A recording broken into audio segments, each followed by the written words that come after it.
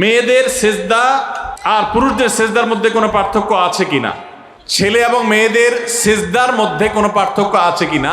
ওলামায়ে আহনাফ বা হানাফি মাযহাবের মতে ছেলেরা যেভাবে সেজদা দিবে মেয়েরা তার চাইতে জড়সড় হয়ে সেজদা দিবে। এটা তাদের শারীরিক অবকাঠামোর কারণে বিভিন্ন আসার দ্বারা এর সপক্ষে তারা প্রমাণ দিয়ে থাকেন।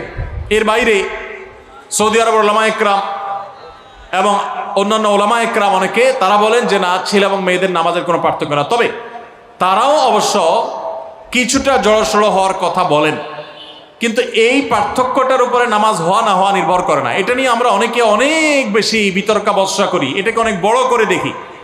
কোনো আলেমের মতে, উভয় পক্ষের কোনো আলেমের মতেই কিন্তু বিষয়টা এরকম না যে এটার উপরে নামাজ শুদ্ধ হওয়া না হওয়া, বাতিল হওয়া নির্ভর করে, শুদ্ধ হওয়া নির্ভর করে, এরকম বিষয় না। সুন্নাহ কোনটা আর খেলাফে সুন্নাহ কোনটা, এটা নিয়ে মত পার্থক্য আছে। ফরজ ওয়াজিব না বিষয়টা যে এটাকে কেন্দ্র করে নামাজ হওয়া না হওয়ার ব্যাপার আছে। আপনার বক্তব্যের মাধ্যমে জানতে পারি যে আপনি যে মসজিদ ইমামতি করেন তার পাশের বাড়ির মহিলাটি সারা বাংলাদেশ এবং ইন্ডিয়াতে চিকিৎসা করে ভালো হয়নি, পরবর্তীতে আপনার সাথে যোগাযোগ করে একজন ভালো আলেমের কাছে পাঠান। দেখুন, যাদের জিন জাদু বা ব্ল্যাক ম্যাজিকের সমস্যা আছে, যাদের নর্মাল ট্রিটমেন্ট করে কোনোভাবে কোনো রোগ ধরা পড়ে না, ডায়াগনোসিস হয় না, তারা রুকিয়া করবেন। রুকিয়ার জন্য কোনো বিশেষ রাকি হতে হবে কোনো জরুরি না। আল্লাহ তাআলা কাকে কার হাত দিয়ে শেফা দিবেন সেটা আল্লাহ তাআলা ভালো জানেন। সোশ্যাল মিডিয়াতে অনেকগুলো রুকিয়া সাপোর্ট গ্রুপ আছে।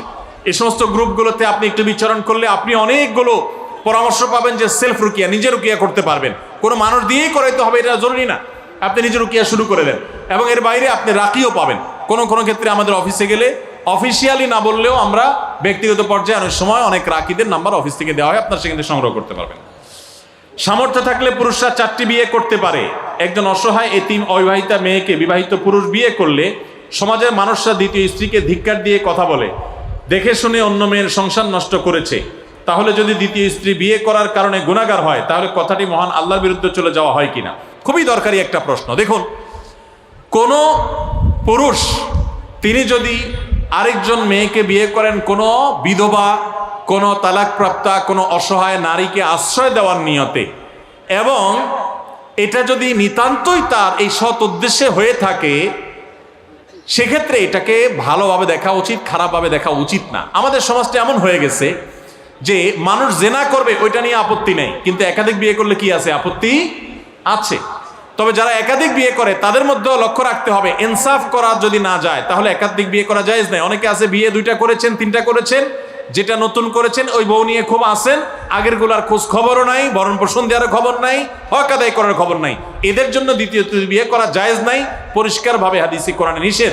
অতএব মনে রাখবেন, কোন বিধবা মেয়েকে, তালাকপ্রাপ্তা মেয়েকে, অসহায় মেয়েকে বিয়ে করা এটা জায়েজ আছে, প্রশংসনীয়। তবে আপনি সেই বিয়েটা করার পর প্রথম স্ত্রীর সাথে আপনি সুবিচার করতে পারবেন কিনা, আবার এই বিয়ে করার পর প্রথম স্ত্রী এবং তার পরিবার তরফ থেকে যে প্রেশার আসবে আপনি সেই প্রেশারে এটা ঠিক রাখতে পারবেন কিনা, সেগুলো আপনি মাথায় রাখেন।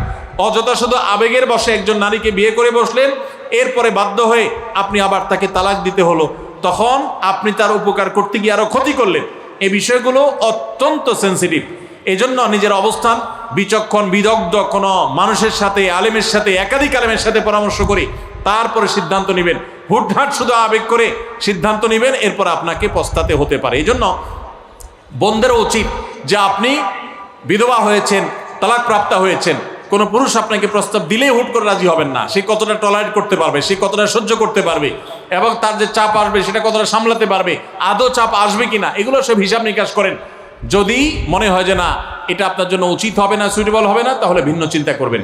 আবেগে শুধুমাত্র গা বাসাতে যাবেন না। তবে সাধারণ পুরুষরা যদি কোনো, যিনি জীবনে বিয়ে করেন না, প্রথম বিয়ে করবেন, প্রথম বিয়ে হিসেবে কোনো তালাকপ্রাপ্তা, কোনো বিধবা, কোনো এতিম, কোনো অসহায় মেয়েকে যদি কেউ বিয়ে করেন, তাহলে শুধুমাত্র এই সহায়তা দেওয়ার নিয়তে, আশ্রয় দেওয়ার নিয়ত করলে সেটা আরো সওয়াবের কারণ হবে। আমাদের সমাজ অনেক ক্ষেত্রে এত নষ্ট হয়েছে যে এই ধরনের পরিস্থিতিতে সমালোচনা করা হয়, খারাপ চোখে দেখা হয় যে সে কেন নিজের চাইতে সমবয়সের বা বয়স্ক অথবা তালাকপ্রাপ্তা অথবা বিধবা কাউকে বিয়ে করেছে।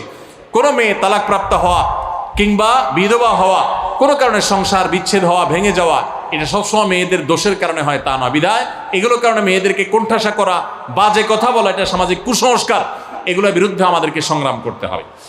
আমার পরিচিত একজন মানুষ মুখে দাড়ি রেখেছিলেন, সে ব্যবসা করে দাড়ি রাখার কারণে তার তার দোকানে মেয়ে কাস্টমার আসে না বলে তার ধারণা, তারপর সে মুখে বড় বড় দাড়ি কেটে ফেলে, তার জন্য কি হবে? দেখুন, মুখে দাড়ির কারণে দোকানে কাস্টমার আসে না, এটা যদি কোন দোকানে মহিলা কাস্টমার আসে না, এটা যদি কোনো দোকানদার বলে বা মনে করে, তাইলে বুঝতে হবে দোকানদার হিসাবে তিনি কখনো যোগ্য দোকানদার হতে পারেন। কারণ যোগ্য দোকানদার হতে পারলে দাড়ির সাথে কাস্টমারের আসা না আসার সম্পর্কটা সেভাবে হওয়ার কথা না। আপনি যদি কাস্টমারের সাথে ভালো বিহেভিয়ার করেন, আপনি যদি অসততা না করেন, আপনি যদি সুন্দরভাবে করেন, বুদ্ধিমত্তার সাথে আপনি দোকানদারি করেন, তাহলে আপনার দুনিয়াতে যত দাড়িওয়ালা দোকানদার আছে সব তাহলে না খায় মরে যেত।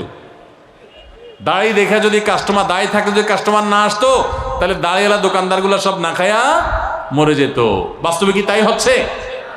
তাহলে বোঝা গেল এটা একটা শয়তানি ধোঁকা ছাড়া আর কিছুই নয়।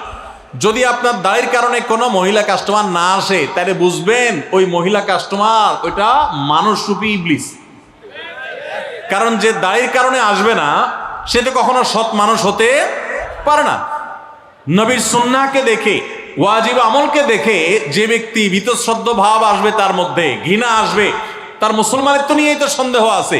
এরকম কাস্টমারের কাছে বিক্রি করে যে টাকা ক্যাশে ঢুকাবেন, ওই টাকায় বরকতের চাইতে বেবরকতি, কল্যাণের চাইতে অকল্যাণ বেশি হবে। আল্লাহ তাআলা আমাদেরকে এ ধরনের কুমন্ত্রণা থেকে বেঁচে থাকার তৌফিক দান করুন। সবর করতে হবে এবং এই সমস্ত ক্ষেত্রে মনে রাখতে হবে যে আপনার যদি এরকম কাস্ট হয় বাস্তবে, তারপরও নিজের অবস্থান রাখানো যাবে না। সামান্য একটু কাস্টমারের জন্য বা কেনাবেচার ধান্দায় লোভে আপনি আপনার দাড়ি চেঁচে ফেলেছেন, আল্লাহর কাছে কি জবাব দিবেন? জান্নাত চাইবেন কিয়ামতের ময়দানে? এত সোজা? আপনি একটা হকালালি চলবেন, কত বাধা আসবে, সেই বাধাগুলো ডিঙ্গাবেন, সবর করবেন, এই জন্য তো আল্লাহ আপনাকে জান্নাত দিবে। এখন বাধা আসছে, আপনি কাত হয়ে গেছেন, দাড়িটা চেঁচে ফেললেন, তাহলে আল্লাহর কাছে কিভাবে জান্নাত আশা করবেন? অবশ্যই এটা গুনাহের কথা। আমি গতকাল রাতে ঘুমানোর পর স্বপ্নে দেখেছি যে আমি ইসরায়েলের বিরুদ্ধে যুদ্ধে শরিক হয়েছি। এটা কি শয়তানের ধোঁকা? দয়া করে বুঝিয়ে বলবেন। শয়তানের ধোঁকা হতে যাবে কেন ভাই? এটা তো বাহ্যিকভাবে ভালো স্বপ্ন, আলহামদুলিল্লাহ। অভিশপ্ত ইহুদিরা যেখানে আমাদের প্রথম কেবলা মসজিদে আকসা, সেই আমাদের দ্বিতীয় কেবলা, আমাদের অপর কেবলা নবী করিম সাল্লাল্লাহু আলাইহি সাল্লাম যে কেবলার দিকে ফিরিয়ে মদিনায় এসে অনেক মাস সালাত আদায় করেছেন, সেই কেবলার দিকে, সেই কেবলার উপর তারা জুলুম করছে, সেটাকে দখল করে আছে। মসজিদে আকসার উপরে তারা অত্যাচার করছে, অবিচার করছে, ফিলিস্তিনের মানুষদের উপরে নির্বিচারে গণহত্যা চালাচ্ছে। এই মানুষগুলোর বিরুদ্ধে আপনি যুদ্ধে সামিল হয়েছেন, এই স্বপ্নে দেখা তো ভালো স্বপ্ন, আলহামদুলিল্লাহ। আমরা আমাদের সাধ্য অনুযায়ী অবশ্যই এই অনাচার, এই জুলুমের বিরুদ্ধে আমাদের সাধ্য অনুযায়ী আমরা প্রত্যেকটা মানুষ অবস্থান নেওয়ার চেষ্টা করব। আল্লাহ তাআলা আমাদের সবাইকে আমাদের প্রত্যেকের দায়িত্ব যথাযথভাবে পালন করার তৌফিক দান করুন, বলুন আমিন। ভাইরা আমার, মজলুম ফিলিস্তিনি ভাই বোনদের জন্য আর কিছু না পারেন, ইসরায়েলিদের, ইহুদিদের যে পণ্যগুলো আমাদের মুদি দোকানে, আমাদের বাসা বাড়িতে, ঘরে বাড়িতে ভরপুর, সেই জিনিসগুলো আমরা আর কিনবো না, নিজের টাকায় তাদের পণ্য কিনবো না। ঠিক আছে তো ইনশাআল্লাহ? আল্লাহ আমাদের তৌফিক দান করুন। আমি একটি মেয়েকে পছন্দ করি, মেয়ের পরিবার আমার পরিবার থেকে প্রস্তাব দিয়েছে, কিন্তু আমি বেসরকারি চাকরি করি, এই জন্য আমার সাথে তারা বিয়ে দিতে চাচ্ছে না। আমাকে 2 বছর সময় দিয়েছে, সরকারি ভালো একটা চাকরি পেলে তারপর তারা বিয়ে দিবে। এখন আমি কি করব?